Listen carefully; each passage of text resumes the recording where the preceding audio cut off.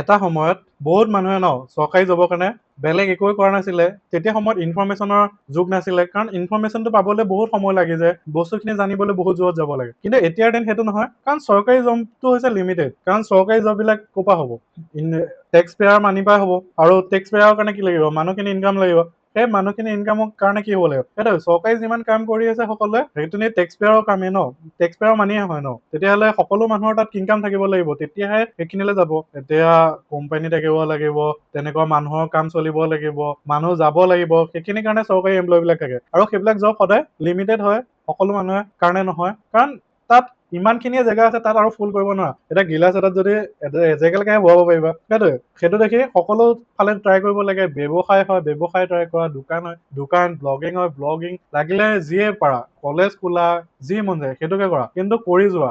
লাগিলে তুমি যদি চৰকাৰী জবৰ কাৰণে পঢ়িম বুলি ভাবিছা তেতিয়াও কৰা, কিন্তু যদিহে তুমি ভাবিছা মই এইটোৱে কৰিম, বেলেগ নকৰোঁ, একে 100% কনফিডেন্স আছে যে এইটোৱে পাৰিম, এইটোতে মই ওলাই যাব পাৰিম, তেতিয়া সেইটোত যোৱা। যদিহে অকল বোলে এইটোতে নাই, চব ফালে লাগা। অকল এটা বস্তুতে লাগি থাকিলে নহ'ব, কাৰণ চব বস্তু এতিয়া চৰকাৰী জবো লিমিটেড, বাকী জবো লিমিটেড। এটা সময়ৰ পিছত আৰু সেইটো দেখি এক্সপিৰিয়েঞ্চ কৰা, জানা পৃথিৱীখন কেনেকুৱা কি চলি আছে। লাষ্টত গৈ টেক্স পেয়াৰ মানিও হয়, লিমিটেডে হয়, আৰু চৰকাৰেও সেই জববিলাক এই এটা লিমিটেডলৈকে দিব পাৰে। চহৰ যিমান হ'ব, যিমানবোৰ এনেকুৱা সৰু সৰুকে ভাগ কৰিব, ইমানে চৰকাৰী এমপ্লয় বাঢ়িব। কিন্তু এতিয়া যিমানক দিনে চৰকাৰী এমপ্লয় কমাই কমাই গৈ আছে।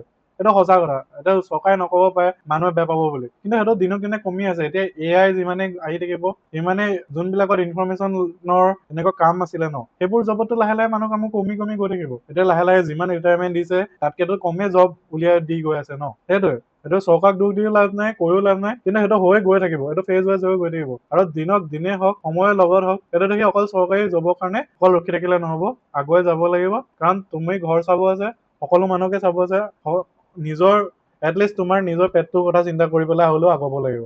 সেইটোৱে বেষ্ট অফ লাক সকলোকে। ট্ৰাই কৰি গৈ থকা, নিজৰ যিটো পথ লৈছা তাত ছাকচেছ হোৱা, গৈ যোৱা, কি ঠিক তুমি নেক্সট এটা ৰোড বনি যোৱা।